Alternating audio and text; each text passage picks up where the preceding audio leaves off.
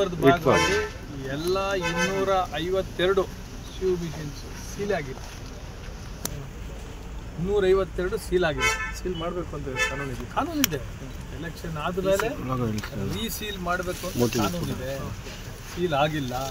ಅದು ಯಾವಾಗ ನಾವು ಬಂದು ಇಲ್ಲಿ ಸೀಲ್ ಮಾಡಿದ್ದೆ ಯಾವಾಗ 1 ವರ್ಷ ಆದಮೇಲೆ. ಅನ್ನೋ ತನಕ ಏನಾಗಿತ್ತು ನಮಗೂ ಗೊತ್ತಿಲ್ಲ, ಯಾರಿಗೂ ಗೊತ್ತಿಲ್ಲ ಅಲ್ವಾ? ಇವಾಗ ನೀವೇನು ಅಬ್ಜೆಕ್ಷನ್ ಇವಿಎಂ ಅಲ್ಲ,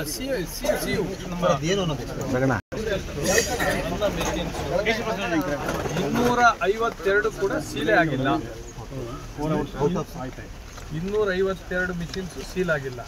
ಆಸ್ ಪರ್ ಲಾ ಇದು ಹ್ಯಾಂಡ್ ಬುಕ್ ಪ್ರಕಾರ ಎಲ್ಲ ಚುನಾವಣೆ ಆದಮೇಲೆ ಮತ್ತೆ ಅದನ್ನು ಸೀಲ್ ಮಾಡಿ ಮತ್ತೆ ಬಾಕ್ಸ್ ಒಳಗಡೆ ಇಡಬೇಕಂತಿರೋ ಅದನ್ನೆಲ್ಲ ಇಟ್ಟಿದ್ರಲ್ಲ. ನಮಗೆ ಅಷ್ಟೇ ಈಗ ತೊಗೊಂಡೋಗಿದ್ದ ವಿಡಿಯೋ ಎಲ್ಲ ಡಿಲೀಟ್ ಮಾಡಿಬಿಟ್ಟು ಡಿಸ್ಟ್ರಾಯ್. ಸೊ ನಾವು 1 ವರ್ಷ ಆದಮೇಲೆ ಬಂದಿರೋದು. 1 ವರ್ಷ ಆದಮೇಲೆ ಓಪನ್ ಮಾಡಿದ್ದೆ ಅವಾಗ ವಿಡಿಯೋ ಕ್ಲಿಪ್ಪಿಂಗ್ ಅನ್ನೋ ತನಕ ನಮ್ಮ ಕಂಟ್ರೋಲ್ ಇಲ್ಲ. ಆಮೇಲೆ VVPAT ಕವರ್ಸ್ 42 ಕವರ್ ಸೀಲ್ ಇಲ್ಲ. EVM ಮಿಷಿನ್ಸ್ 17ಕ್ಕೆ ಸೀಲ್ ಇಲ್ಲ. ಇಷ್ಟು ನ್ಯೂನ್ಯತೆಗಳಿದ್ದು ನಾನು ಅವ್ರನ್ನ ರಿಕ್ವೆಸ್ಟ್ ಮಾಡೋದಿಷ್ಟೇ, ಆಲ್ VVPAT ಕೌಂಟ್ ಮಾಡಿರಿ, 17A ವೆರಿಫೈ ಮಾಡಿ. ಇಲ್ಲಿಗೆ ನಿಮ್ಮ ಮುಗ್ದೋಗುತ್ತೆ. ಇವರು ಮಾಡೋ ರೀತಿ ಇಲ್ಲ. ಹೇಳ್ತಾ ಇರೋದು ನಿಮಗೆಲ್ಲ ಗಮನಕ್ಕೆ ಬಂದಿದೆ. ಬರೀ 5 ಮಾಡ್ತೀವಿ, 4 ಇಷ್ಟೆಲ್ಲ ನ್ಯೂನ್ಯತೆಗಳು ಇಟ್ಕೊಂಡು ಇವ್ರು ಮಾಡಲ್ಲ ಅಂದರೆ ಇನ್ನು ಮಾಡೋದು ಯಾವಾಗ?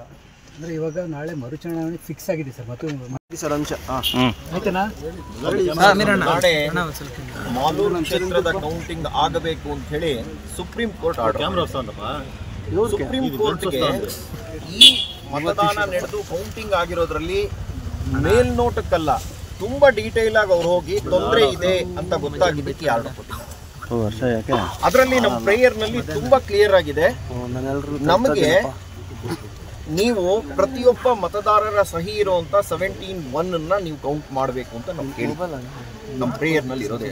ಕೌಂಟ್ ಮಾಡುವಾಗ ರೀಕೌಂಟಿಂಗ್ ಆಸ್ ಪರ್ ಪ್ರೇಯರ್ ಅಂತ ಬರೆಯುತ್ತೆ ಹೊರತು ಡೀಟೈಲಿಂಗ್ ಹೋಗಲ್ಲ.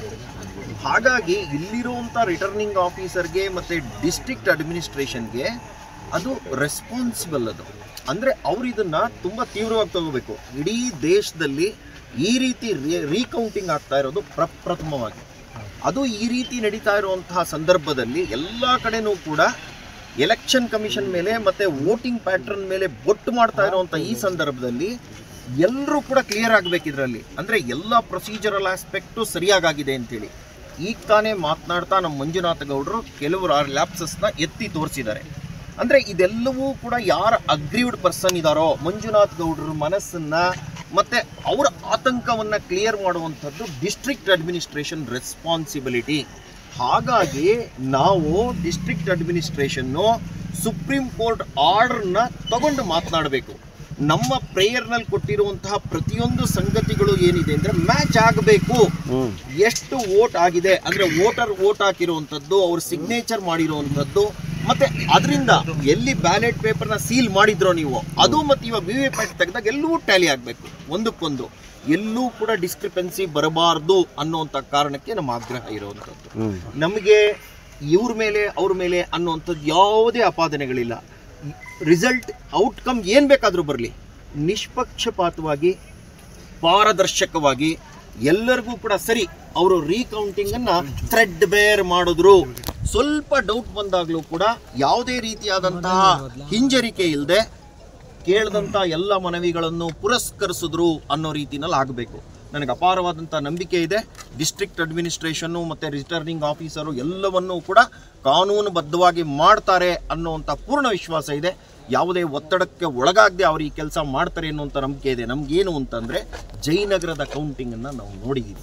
ಜಯನಗರದಲ್ಲಿ ನಡೀತಾ ಇರುವಂಥ ಸಂದರ್ಭದಲ್ಲಿ ಇನ್ನೂ ಅಧಿಕಾರಕ್ಕೆ ಬರದೇ ಇರುವಂತಹ ಕಾಂಗ್ರೆಸ್ ಪಕ್ಷದ ನಾಯಕರು ಎಂಥ ಒತ್ತಡ ಹಾಕಿದ್ರು, RO ಮೇಲೆ, ರಿಸಲ್ಟ್ ಮೇಲೆ ಪ್ರಭಾವ ಬೀರುವಂಥ ರೀತಿಯಲ್ಲಿ ಯಾವ ರೀತಿ ನಡ್ಕೊಂಡ್ರು ಅನ್ನೋಂಥದ್ದು ಕಣ್ಣಾರೆ ಕಂಡಿದ್ದೀವಿ.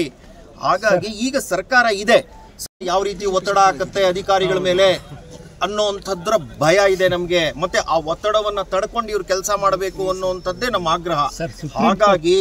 ಹಾಗಾಗಿ ಸುಪ್ರೀಂ ಕೋರ್ಟ್ ಆರ್ಡರ್ನ ಚಾಚೂ ತಪ್ಪದಂತೆ ಯಾವುದೇ ಒತ್ತಡಕ್ಕೆ ಒಳಗಾಗದೆ ನೀವು ಪಾರದರ್ಶಕವಾಗಿ ನಿಮ್ಮ ಜವಾಬ್ದಾರಿಯನ್ನು ನಿರ್ವಹಿಸಬೇಕು ಅನ್ನುವಂಥ ಆಗ್ರಹವನ್ನು ನಾವು ಮಾಡಿದ್ದೀವಿ. ನಮ್ಮ ಕ್ಯಾಂಡಿಡೇಟು ಕೂಡ ಒಂದು 3 ದಿನದ ಮುಂಚೆ ನಾವು ಏನೇನು ಮಾಡಬೇಕು ಅನ್ನುವಂಥದ್ದು ಆಮೂಲಾಗ್ರವಾಗಿ ನಾವು ಆಗ್ರಹ ಮಾಡಿದ್ದೀವಿ. ಈಗ ಚಲವಾದಿ ನಾರಾಯಣ ಸ್ವಾಮಿ ಅವರು ಬರ್ತಾ ಇದ್ದಾರೆ. ನಮ್ಮ ವಿರೋಧ ಪಕ್ಷದ ನಾಯಕರ ನೇತೃತ್ವದಲ್ಲಿ ನಮ್ಮಲ್ಲಿರುವಂಥ ಎಲ್ಲ ಸ್ಥಾನೀಯ ನಾಯಕರ ಮುಖಂಡತ್ವದಲ್ಲಿ ನಾವು ಅದನ್ನು ಕೊಡ್ತಾ ಇದ್ದೀವಿ ವಿವರವಾಗಿ. ಹಾಗಾಗಿ ನಮಗೆ ಈ ಒಂದು ರೀಕೌಂಟಿಂಗು ಅತ್ಯಂತ ಪಾರದರ್ಶಕವಾಗಿ ನಿಷ್ಪಕ್ಷಪಾತವಾಗಿ ಎಲ್ಲರ ಸಮ್ಮುಖದಲ್ಲಿ ವಿತ್ ಡಾಕ್ಯುಮೆಂಟೇಶನ್ ನಡಿಬೇಕು ಅನ್ನೋಂಥ ಆಗ್ರಹ ಮಾಡ್ತೀವಿ. ವೀಕ್ಷಕರೇ, ಇಂತಹ ವಿಡಿಯೋಗಳು ನೋಡಬೇಕಾದ್ರೆ ಐಡಿಯಾ ನ್ಯೂಸ್ ಅನ್ನು ಸಬ್ಸ್ಕ್ರೈಬ್ ಮಾಡಿ, ಶೇರ್ ಮಾಡಿ, ಲೈಕ್ ಮಾಡಿ.